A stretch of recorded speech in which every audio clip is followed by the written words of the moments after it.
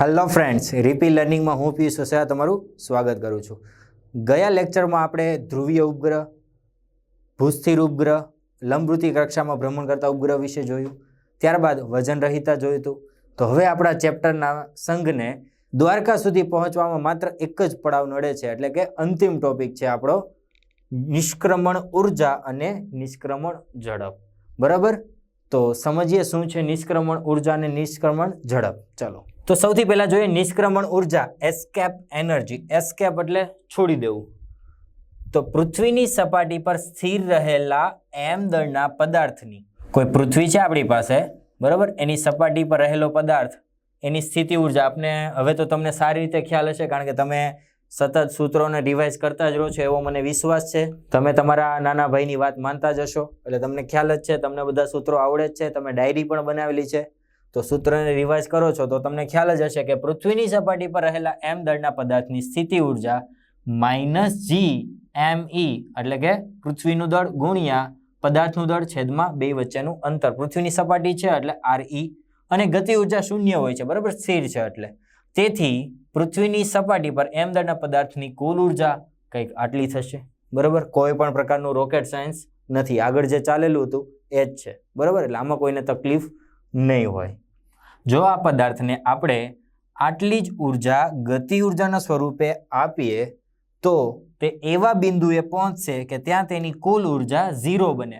આ માઇનસ છે, આપણે ગતિ ઉર્જાના સ્વરૂપમાં આટલી જ ઉર્જા પ્લસ સ્વરૂપે આપશું તો કુલ ઉર્જા plus G_m_E_m by R plus આ જે સપાટી પરની હતી, એટલે કે બેનો કુલ સરવાળો કેટલો થશે? 0 બનશે. એટલે કે તે પૃથ્વીથી અનંત અંતરે પહોંચી જશે. બરાબર, તમે આ એક ટોપિક સમજેલા છો, પણ ઉપગ્રહના કિસ્સામાં શીખેલા છો. આપણે શું છે કે કોઈ સપાટી પર રહેલા પદાર્થના સ્વરૂપમાં મેળવવાનું છે. તો અનંત અંતરે પહોંચી જશે અને ત્યાં તેની સ્થિતિ ઉર્જા અને ગતિ ઉર્જા બંને 0 થશે. ત્યાં સ્થિર રહેશે એટલે ગતિ ઉર્જાનો કોઈ પ્રશ્ન નથી, અને ત્યાં કોઈ ક્ષેત્ર હાજર નથી એટલે સ્થિતિ ઉર્જા પણ 0 બનશે. એટલે ઇન શોર્ટ ત્યાં બંને ઉર્જા 0 હોવાથી આ સ્થિતિમાં પદાર્થ કાયમ માટે પૃથ્વીના બંધનમાંથી છૂટી જશે અને ફરીથી ક્યારેય પદાર્થ સપાટી પર આવશે નહીં. એકદમ ઇઝી જ છે ને કે ભાઈ પૃથ્વી હતી, પૃથ્વીની સપાટી પર એક પદાર્થ હતો જેની કુલ ઉર્જા કેટલી હતી? -G_m_E_m by RE. જેની ઉર્જા કેટલી હતી? -G_m_E_m by RE. બરાબર, હવે એને હું માઇનસ હતી એને હું એટલી જ પ્લસ ઉર્જા ગતિ ઉર્જાના સ્વરૂપમાં આપું તો એ અનંત અંતરે જતો રહેશે, જ્યાં તેની કુલ ઉર્જા કેટલી હશે? 0 હશે. એટલે આ જે પૃથ્વી હતી, આ પદાર્થ હતો, એ પૃથ્વીના બંધનમાંથી કાયમને માટે મુક્ત થઈ જશે. એક પતિદેવ હોય ને, એને આ ઉર્જા ક્યાંક ને ક્યાંક જરૂર પડતી હોય છે, કારણ કે એમને કોકના ત્રાસમાંથી છૂટવું હોય. બરાબર ને, જેમ આ પદાર્થ હતો એ પૃથ્વીના ત્રાસમાંથી છૂટ્યો, તો અમુક પતિ હોય એ હવે તમે સમજી જાઓ. ચાલો તો આગળ વધીએ. પૃથ્વીના ગુરુત્વાકર્ષી ક્ષેત્રમાંથી પદાર્થને મુક્ત કરવા માટે આપવી પડતી લઘુત્તમ ઉર્જાને પદાર્થની નિષ્ક્રમણ ઉર્જા કહે છે. બરોબર, સમજાય એવું જ છે કે ભાઈ ગુરુત્વાકર્ષી ક્ષેત્ર હતું એમાંથી પદાર્થને આપણે મુક્ત કરી દેવો છે. એના જોડે બાઇન્ડિંગ સ્ટેટમાં હતો ને, બંધનમાં હતો, એ બંધનમાંથી આપણે છોડી દેવો છે. એની માટે આપણે કંઈક લઘુત્તમ ઉર્જાની જરૂર હતી, જેને આપણે શું કહીએ? નિષ્ક્રમણ ઉર્જા. આમ પૃથ્વીની સપાટી પર સ્થિર રહેલા m દળના પદાર્થની નિષ્ક્રમણ ઉર્જા કેટલી થઈ? તો હમણાં આપણે જોયું ને, બાઇન્ડિંગ સ્ટેટ હતું ત્યારે જેટલી -G_m_E_m બાય RE હતું, તો એ કુલ ઉર્જા હતી. આપણે આટલી આપી ત્યારે બંધનમાંથી મુક્ત થયો, એટલે આપણે આટલી તો જરૂર પડે જ ને, લઘુત્તમ ઉર્જા આટલી તો જોઈએ જ. તો ત્યારે નિષ્ક્રમણ ઉર્જા કહેવાશે G_m_E બાય RE. અરે નિષ્ક્રમણ ઉર્જા કહેવાશે G_m_E_m બાય RE. ઓકે, એકદમ ઇઝી છે. તમે આગળ ઉપગ્રહની બંધન ઉર્જા એવો એક ટોપિક જોયેલો જ છે. તો એ ઉપગ્રહનો કિસ્સો હતો, આ તો સપાટી પર રહેલો એક m દળનો પદાર્થ હતો. બરોબર, બંને સેમ જ છે, માત્ર સૂત્રનો જ ફરક છે. હવે જોઈએ નિષ્ક્રમણ ઝડપ, એસ્કેપ સ્પીડ. બરાબર, કે જે લઘુત્તમ ઝડપ દ્વારા પદાર્થને ફેંકવામાં આવે છે કે જેથી તે ગુરુત્વીય ક્ષેત્રમાંથી બહાર નીકળી જાય, તો તેને પદાર્થની નિષ્ક્રમણ ઝડપ VE કહે છે. VE એટલે એસ્કેપ વેલોસિટી અથવા એસ્કેપ સ્પીડ. બરાબર, એકદમ ઇઝી છે. જેટલી ઉર્જાની જરૂર હતી એને નિષ્ક્રમણ ઝડપ કહેવાય. તો જેટલી ઝડપથી એને ફેંકવામાં આવે છે તો એને કહેવાય નિષ્ક્રમણ ઝડપ. એટલી ઝડપથી ફેંકવામાં આવે, લઘુત્તમ એટલી ઝડપ જોઈએ કે જેના કારણે તે ગુરુત્વીય ક્ષેત્રમાંથી બહાર નીકળી જાય અને પૃથ્વીનો ત્રાસમાંથી હંમેશને માટે મુક્ત થઈ જાય. તો ત્યારે જે આપણે ગતિ ઉર્જાના સ્વરૂપમાં જે આપણે ઝડપ આપીએ છીએ 1/2 me², બરાબર ને, ગતિ ઉર્જા, તો ત્યારે જે ઝડપ આપીએ છીએ ને એને કહેવાય નિષ્ક્રમણ ઝડપ. ધારો કે પદાર્થને પૃથ્વીની સપાટી પરથી VE ઝડપથી ફેંકવામાં આવે છે, એસ્કેપ વેલોસિટી, બરાબર. પૃથ્વીની સપાટી પર m દળના પદાર્થની કુલ ઉર્જા કેટલી થશે? E ઇઝ ઇક્વલ ટુ આ સ્થિતિ ઉર્જા થશે -G capital M by small m by r, નહીં, -G capital M small m by r આ સ્થિતિ ઉર્જા થશે ને. આપણે આટલા વેગ એટલે કે આટલી ઝડપથી એને ફેંકીએ છીએ એટલે સપાટી પર છે, એટલે સપાટી પર પદાર્થની કુલ ઉર્જા આટલી થશે, બરાબર ને. હવે આ પદાર્થ અનંત અંતરે પહોંચીને સ્થિર થશે. તમને ખ્યાલ જ છે કે આપણે આટલી ઉર્જા આપશું એટલે બંધનમાંથી મુક્ત થઈ જશે અને અનંત અંતરે જઈને સ્થિર થશે. તો ત્યારે તેની કુલ ઉર્જા 0 થશે, જે આપણે હમણાં જોયું, બરાબર ને. તો યાંત્રિક ઉર્જા સંરક્ષણનો નિયમ પૃથ્વીની સપાટી પર કેટલી હતી એટલી ઉર્જા અને અનંત અંતરે જેટલી ઉર્જા હતી એ બેને આપણે કમ્પેરિઝન કરીએ. પહેલા આટલી હતી ને પછી આટલી હતી, કારણ કે ઉર્જાનો વિનાશ કે ઉત્પન્ન થઈ શકતી નથી, એને તો આપણે ઉર્જા સંરક્ષણ કહીએ. સપાટી પર આટલી હતી, બરાબર ને, અનંત અંતરે સ્થિર હતું. ઓકે, તો આ -Gmm બાય r ને હું સામેની સાઈડ લઈ જઈશ તો મારી પાસે બચશે 1/2 m VE² is equal to Gmm by r. આવું બચશે. અહીંયા જો તો m કટ થશે. મારે શું જોઈએ છે? VE જોઈએ છે. તો VE 2 સામે ગુણાય તો જવાબ શું આવશે? VE² is equal to G2 is equal to 2Gm by r, અને સ્ક્વેર છે એ નીકળશે એટલે અંડરરૂટ આવશે, એટલે આ રીતનું આવશે મારી પાસે કંઈક. શું આવશે? VE is equal to under root 2Gm by r, બરાબર. ઓકે, હવે મારે gm ની વેલ્યુ ફાઇન્ડ કરવી છે તો મારી પાસે એક સમીકરણ છે ગુરુત્વ પ્રવેગનું. પૃથ્વીની સપાટી પર ગુરુત્વ પ્રવેગનું સૂત્ર શું છે? G capital M by r², બરાબર. મારે gm ની વેલ્યુ જોઈએ છે, જો તો gm ઇઝ ઇક્વલ ટુ શું આવશે? બતાવો. GER², આ રીતનું આવશે. પણ આપણે કેપિટલ R છે તો અહીંયા આપણે કેપિટલ R લખશું. તો કિંમતો મૂકી નાખીએ. ચલો, VE is equal to under root 2GER² by r. અહીંયા r કટ થશે તો મારી પાસે કંઈક સમીકરણ મળશે એસ્કેપ વેલોસિટીનું. એ છે VE is equal to under root 2GER, એટલે કે સપાટી પરનો ગુરુત્વ પ્રવેગ અને ત્રિજ્યા અને બેના ગુણાકાર અને અંડરરૂટ જેટલી VE ની કિંમત આવે છે, બરાબર. તો ખ્યાલ આવી ગયો નિષ્ક્રમણ ઝડપ શું છે અને એનું સૂત્ર શું છે. આ સૂત્ર તમે તમારી ડાયરીમાં ટપકાવી નાખજો. હવે જો અહીંયા હું GE ઇઝ ઇક્વલ ટુ 9.8 મૂકું, r એટલે 6400 કિલોમીટર, અને આની ગણતરી કરું તો મને VE એ કંઈક 11.2 જેટલો મળશે કિલોમીટર પ્રતિ સેકન્ડ, બરાબર.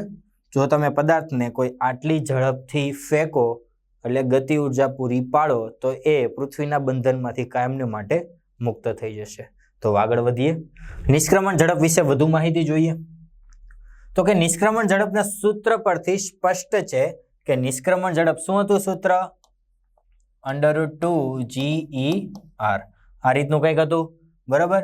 હવે આ G માં જો તો G ની કિંમત મૂકી દઉં તો GM by r² into r cut થશે. તો આ રીતનું આપણી પાસે કંઈક હતું.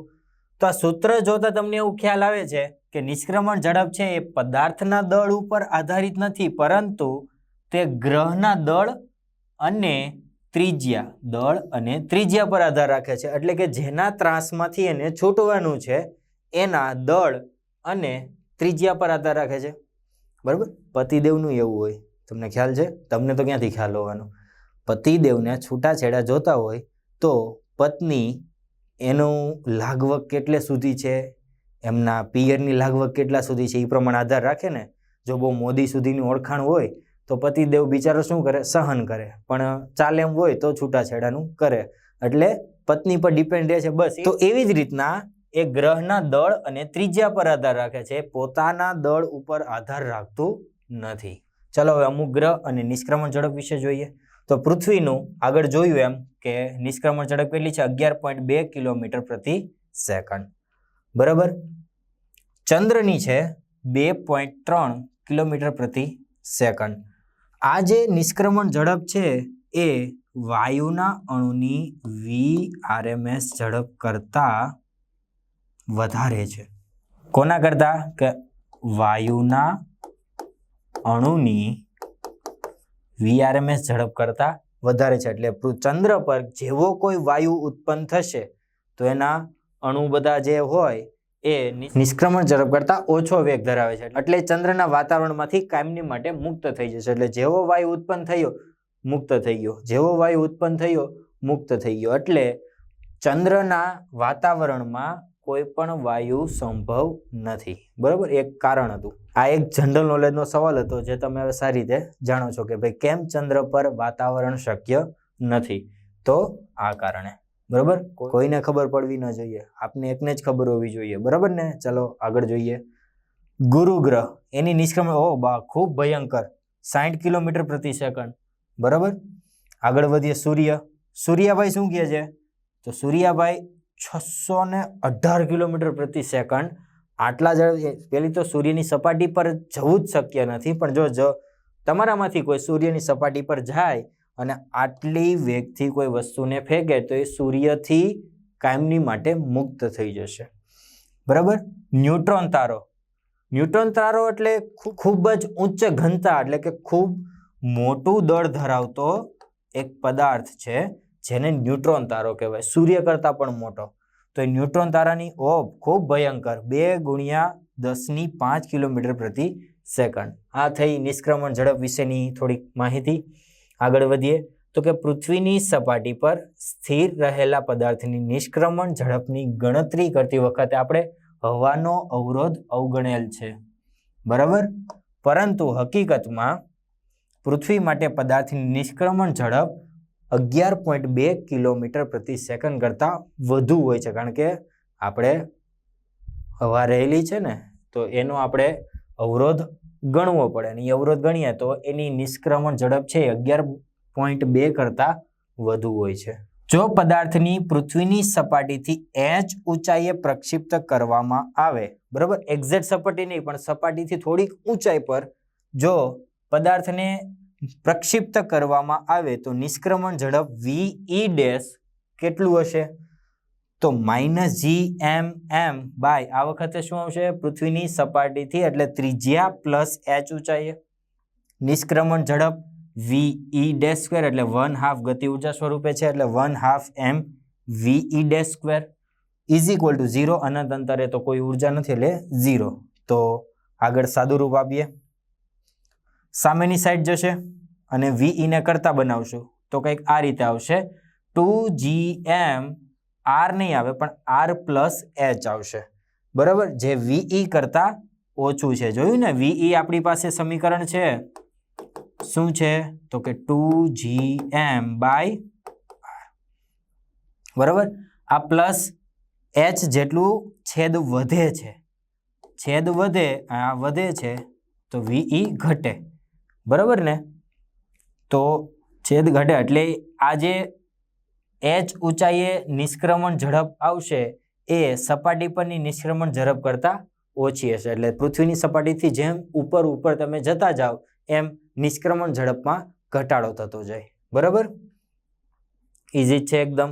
જો પદાર્થને બે ગ્રહો વચ્ચેના કોઈ બિંદુ પાસેથી પ્રક્ષિપ્ત કરવામાં આવે તો ધારો કે આ કોઈ બે ગ્રહ છે જેમના દળ m1 અને m2 છે, એના વચ્ચે કોઈ એક પદાર્થ રહેલો છે. એમનું પદાર્થનું m1 થી અંતર d1 અને m2 થી અંતર d2 છે. એને આપણે પ્રક્ષિપ્ત કરાવવાનો છે અને એની ઝડપ VE હોય. જ્યારે આવો કિસ્સો હોય ત્યારે કઈ રીતનું આવે સૂત્ર? તો જો તો બંનેની પહેલા પ્રારંભિકની સ્થિતિ ઉર્જા તો m1 m બાય d1 બરાબર plus gm2 m by d2 બેયની સ્થિતિ ઉર્જાનો સરવાળો. સ્થિતિ ઉર્જા માઇનસ હોય એટલે માઇનસ કોમન લઈ લીધું છે. બરાબર. ત્યારબાદ ગતિ ઉર્જા પદાર્થને પૂરી પાડતી આપણે ગતિ ઉર્જા 1/2 mve². આનું તમે માત્ર ને માત્ર સાદુરૂપ આપશો તો તમને કંઈક વીઈ એટલે કે આ બે ગ્રહોની વચ્ચે જ્યારે m દળનો પદાર્થ હોય ત્યારે એની પ્રક્ષિપ્ત ઝડપ કેટલી આવે તો √2g m1/d1 પ્લસ m2/d2. આને હું સ્ટાર કરું છું એટલે તમારે તમારી ડાયરી પર નોંધ ટપકાઈ દેવાની છે. બરાબર, આ એક પૂછાયેલો MCQ છે એટલે આને તમારે ફરજિયાત રિવાઇઝ કરવાનું છે. આકૃતિ બનાવશો એટલે તમને ખ્યાલ આવી જશે કે આ સૂત્ર કેવી જગ્યા પર વાપરવાનું છે. બરાબર, એકદમ ઇઝી જ છે. થોડુંક સ્પેસિફિકેશન કરીને તમારી રીતે યાદ રાખવાની પણ ટ્રાય કરી શકો, પણ માત્ર સૂત્ર યાદ રહેવું જોઈએ. આગળ વધીએ. જો પદાર્થને નિષ્ક્રમણ ઝડપ કરતા વધુ ઝડપથી ફેંકીએ, બરાબર, નિષ્ક્રમણ ઝડપ છે એનાથી આપણે વધારે ઝડપથી ફેંકીએ તો v = kve.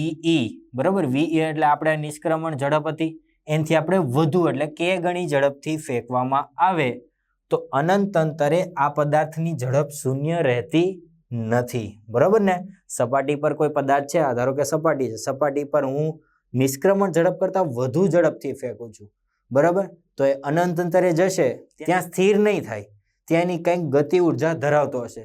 સ્થિતિ ઉર્જા શૂન્ય જ હશે. કેમ? કારણ કે ત્યાં તો ક્ષેત્ર જ નથી, અને ક્ષેત્ર નથી એના કારણે અનંત અંતરે સ્થિતિ ઉર્જા શૂન્ય છે, પરંતુ એ કંઈક ગતિ ઉર્જા ધરાવતો હશે, એટલે મુક્ત હશે પણ ગતિમાં હશે. ઓકે, સમજાઈ ગયું? તો ઝડપ શૂન્ય હોતી નથી. જો અનંત અંતરે પદાર્થની ઝડપ v' હોય તો પાછો યાંત્રિક સંરક્ષણનો નિયમ છે આપણી પાસે. સપાટી પર -gm/r. આ વખતે ઝડપ કેટલી હશે? 1/2 m kve². બરાબર, કે ગણી છે. અને = અનંત અંતરે સ્થિતિ ઉર્જા તો શૂન્ય છે અને ગતિ ઉર્જા કંઈક આટલી ધરાવે છે. આપણે v' મેળવવાનો છે કે ભાઈ અનંત અંતરે આ પદાર્થ પાસે કેટલી ગતિ ઉર્જા હશે. ઓકે, આમાંથી જો m કટ થશે, બરાબર, બધાને હું 2 વડે ગુણી દઉં તો આ 2 આમ જશે, અહીંયા 2 આવી જશે ને આ 2 ઉપરના 2 જોડે કટ થઈ જશે. તો મારી પાસે કંઈક નવલું નજરાણું મળશે. એ કંઈક આ રીતનું હશે કે ભાઈ v'² = k² ve² - 2gm/r. બરાબર, આગળ વધીએ. ve એનું સમીકરણ મારી પાસે છે 2gm/r. આવું કંઈક છે મારી પાસે. તો જો હું આનો સ્ક્વેર લઈ લઉં તો અંડરરૂટ કેન્સલ થઈ જશે, તો આ વેલ્યુ આટલી જ આવશે. અરે હા કે ના? ઓકે, તો અહીંયા હું ve² લખી શકું. તો v' = k² ve² - આ કિંમત અહીંયા આવશે. સમજાય છે? એકદમ ઇઝી જ છે. ઓકે, આગળ વધીએ. ચલો, મારી પાસે આ સમીકરણ આવી ગયું. શું કરીશ? ve ને કોમન લઈ લઉં તો મારી પાસે આવશે v' = ve²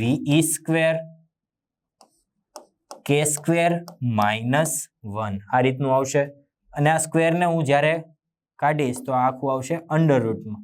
આની પાસે તો છે તો આ નીકળી જશે, તો મારી પાસે કંઈક આવું આવશે. v' = ve √k² - 1. ઓકે, ખાસ ખિસ્સા એટલે કે કિસ્સાઓ જોઈએ. ચલો, સમીકરણ છે આપણી પાસે. તો જ્યારે k = 1 હોય એટલે કે નિષ્ક્રમણ ઝડપ જેટલી જ ઝડપે ફેંકવામાં આવે, બરાબર ને, k = 1. આપણે શરૂઆતમાં શું કીધેલું કે v = kve. જ્યારે k = 1 હોય એટલે નિષ્ક્રમણ જેટલી જ ઝડપે ફેંકવામાં આવે તો અહીંયા જો તો 1 મૂકો તો 1 - 1 એટલે 0 થઈ જશે. તો v' એટલે અનંત અંતરે એની પાસે કોઈ પણ પ્રકારની ગતિ ઉર્જા રહેશે નહીં, એટલે અનંત અંતરે જઈને એકદમ સ્થિર અપ દીપો ભવ કહીને શાંત થઈ જશે. બરાબર, પરંતુ જો k = 2 હોય, બરાબર, નિષ્ક્રમણ ઝડપ કરતા 2 ગણી ઝડપથી ફેંકીએ તો અહીંયા 2 મૂકીએ તો 2 નો વર્ગ 4, 4 - 1 એટલે √3 ve થાય. બરાબર. એવી જ રીતના ધારો કે k ઇઝ ઇક્વલ ટુ 3 હોય તો 2√2VE થશે, √8 એટલે કે 2√2VE જેટલી થશે. સમજાઈ ગયું એકદમ? તો ત્યારે એ અનંત અંતરે જઈને કંઈક આટલી ગતિ ઉર્જા ધરાવતો હશે. એટલે બંધનમાંથી મુક્ત થઈ જશે, પરંતુ કંઈક ગતિ ઉર્જા ધરાવે એ કંઈક આ રીતની હશે. બરાબર. તો જુદી જુદી ઝડપોથી પ્રક્ષિપ્ત કરેલ પદાર્થના ગતિ માર્ગો. જી વાળા તમારે ખાસ ધ્યાન આપવાનું છે. એડવાન્સ લેવલનો ટોપિક છે, પણ મેઇનમાં પણ ક્યારેક પૂછાઈ જાય છે. નીટ વાળા તમે આ સ્કીપ કરી દો તો ચાલશે, અને જોવો તો તમારી માટે જ બેનિફિટ છે. બરાબર. નીટના સિલેબસમાં નથી, પરંતુ જીના સિલેબસમાં તો છે જ, એટલે જી વાળાએ તો ખાસ જોવાનું જ છે. નીટ વાળા જોવો તો કોઈ તકલીફ નથી, વધારે જાણવા મળશે અને તમારી માટે સારું છે. કે જો પદાર્થની કક્ષામાંની ઝડપ VE હોય અને પૃથ્વીની સપાટી પર સ્થિર પદાર્થની નિષ્ક્રમણ ઝડપ VE હોય તો હવે જોઈએ કે જ્યારે પદાર્થનો વેગ V એ V0 કરતા ઓછો હોય, કક્ષામાંની ઝડપ કરતા V ઓછો હોય તો એ કક્ષામાં રહી શકશે નહીં. ત્યારે શું થશે? તો કે પદાર્થનું ગતિમાન કમાન આકારનો થઈ જશે. ધારો કે આ પૃથ્વી છે, પૃથ્વીના આ કક્ષામાં આ પદાર્થનો વેગ ખરેખર જો ગતિ કરવી હોય તો V0 જેટલો હોવો જોઈએ ને, કક્ષાની ઝડપ V0 જેટલી છે તો. પરંતુ જ્યારે પદાર્થનો વેગ V0 કરતા ઘટવા માંડે એટલે એ કમાન આકારે ગતિ કરીને પૃથ્વીની સપાટી પર પડશે. બરાબર. ક્યારે? જ્યારે કક્ષામાંની ઝડપ કરતા ઓછી ઝડપ હોય ત્યારે એનો આ ગતિમાર્ગ કેવો થશે? કમાન આકાર થશે. બરાબર. અને કમાન આકારે ગતિ કરીને પેલું જલેબી ટાઈપ, જલેબી ક્યાં નામ લીધું? જલેબીમાં એમ જ હોય ને, કરીને પછી વચ્ચે સેન્ટર હોય, તો એ રીતે આમ ગતિ કરતો કરતો સપાટી પર પડશે. બરાબર. આ સ્થિતિમાં ગતિ ઉર્જા ઓછી હશે સ્થિતિ ઉર્જા કરતા. બરાબર. એટલે એની કુલ ઉર્જા ઋણ બનશે. બરાબર. સમજાય એવું જ છે.